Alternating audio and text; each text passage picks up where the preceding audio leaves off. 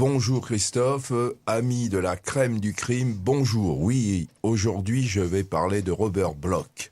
Alors Robert Bloch est un auteur américain qui est né à Chicago, Illinois le 5 avril 1917 et qui a terminé sa carrière terrestre le 23 septembre 1994 à Los Angeles, Californie.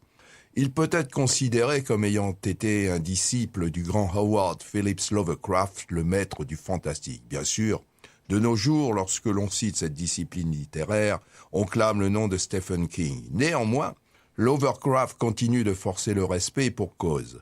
Il est sans aucun doute le maillon fort entre Stephen King et Edgar Allan Poe, autre grand écrivain de l'irrationnel et des frayeurs. Robert Bloch a entretenu une correspondance soutenue avec Lovecraft et il n'est donc pas étonnant qu'il ait commis des recueils de nouvelles où se côtoient vampires, ghouls et revenants.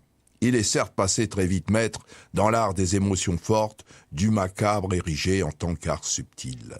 Cet attrait pour le fantastique, associé à un goût certain pour les ambiances gothiques, avec pluie, vent, brouillard et demeures lugubres et surtout isolées, ainsi qu'un intérêt évident pour la psychiatrie, fait de Robert Bloch l'un des pères du thriller, genre si prisé de nos jours.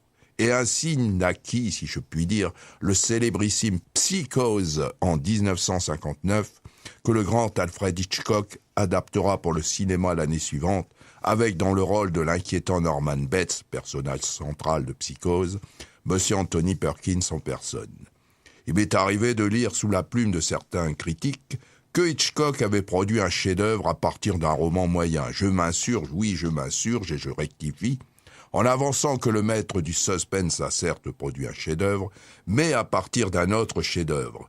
Car Psychose est surtout et même avant tout un roman d'une très grande réussite, avec notamment la célébrissime scène de la douche qui a tant marqué les esprits, et bien d'autres choses encore qui permettent de le classer parmi les plus grands thrillers.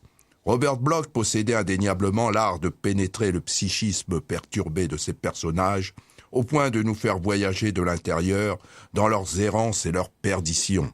C'est bien sûr le cas de Norman Bates, le fils perturbé de Psychose, mais aussi de l'étrangleur du roman L'Écharpe, du pyromane de l'incendiaire et bien sûr du personnage central du boucher de Chicago. Depuis que le bon Dieu est paraît-il mort, les psychiatres ont pris la relève, le paradis c'est la maison de santé.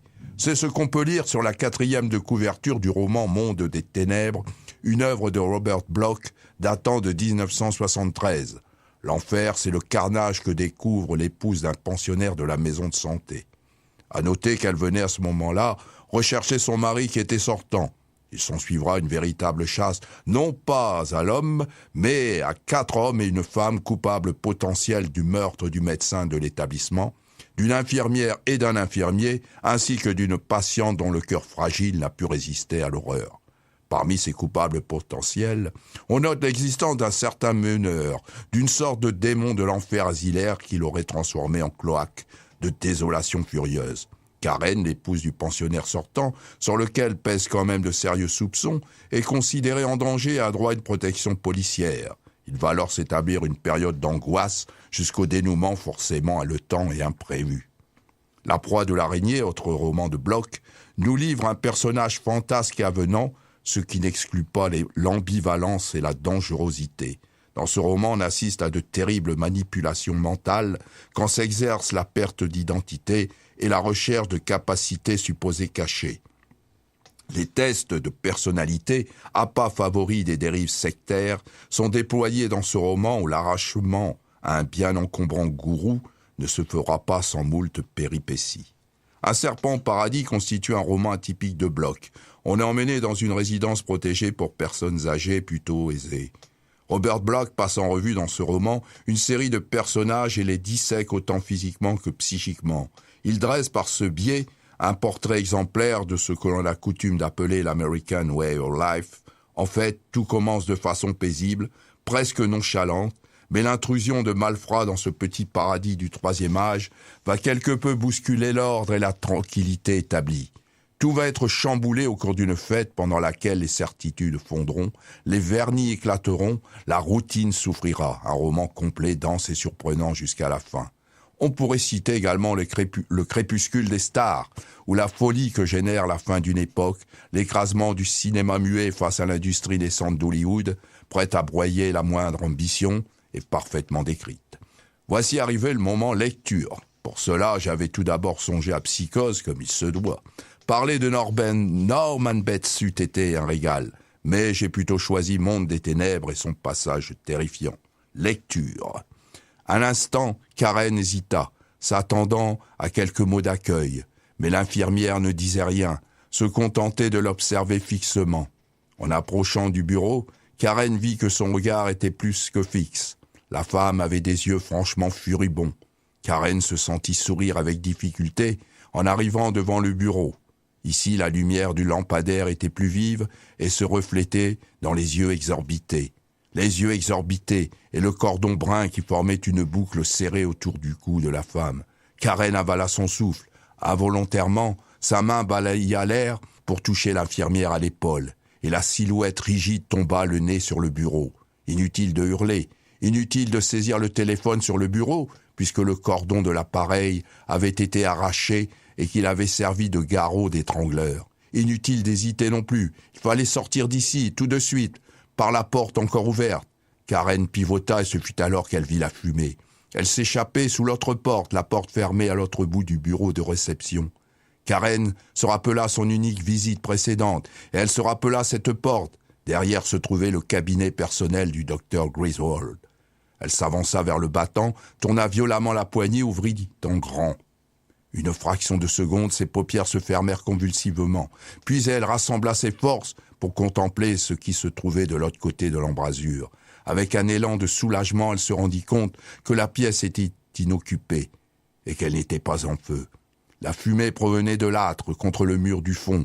La fumée et le relent âcre et carbonisé du papier entassé sur les braises rougeoyantes. Des morceaux de papier roulés en boule avaient été jetés partout sur le tapis, ainsi qu'une série de chemises en papier bulle.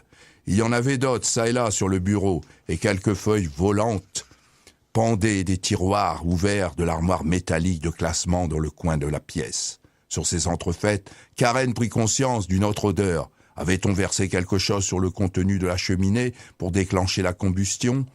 Quelque chose qui n'était ni du pétrole ni de l'essence, quelque chose dont elle n'arrivait pas à identifier l'âcre puanteur. Karen s'avança, regarda fixement les fragments de papier noirci.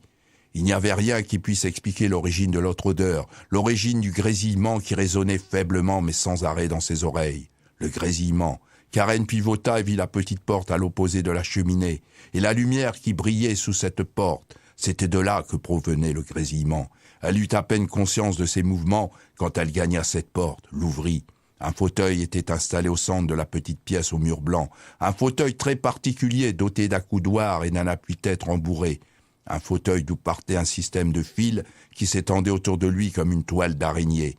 Karen le reconnut pour ce qu'il était, un dispositif de thérapie par électrochoc. Le grésillement émanait du caisson situé derrière, le caisson d'où partaient les fils. Chaque fil se terminait par des électrodes, agrafées sur la peau nue des tempes, du cou, des poignets de la silhouette ligotée sur le fauteuil. La silhouette aussi, Karen la reconnut. « Docteur Griswold !» Griswold ne répondit pas. Il resta simplement assis. Le courant palpitait en grésillant à travers lui et son corps rigide tressaillait imperceptiblement sous la force des décharges. Les électrodes étaient maintenues par des bandes de sparadrap, mais il n'y avait pas de tampon en dessous pour protéger la peau. Alors Karen comprit l'origine de l'autre odeur. C'était celle de la chair qui brûle.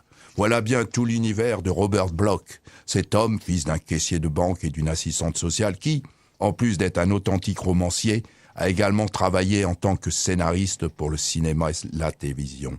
Et tout cela avec un réel bonheur, créant une forme de thriller sans outrance, mais avec une certaine forme d'élégance, de raffinement, sachant se montrer subtil, ce qui a concouru sans aucun doute à rendre ses romans terriblement efficaces.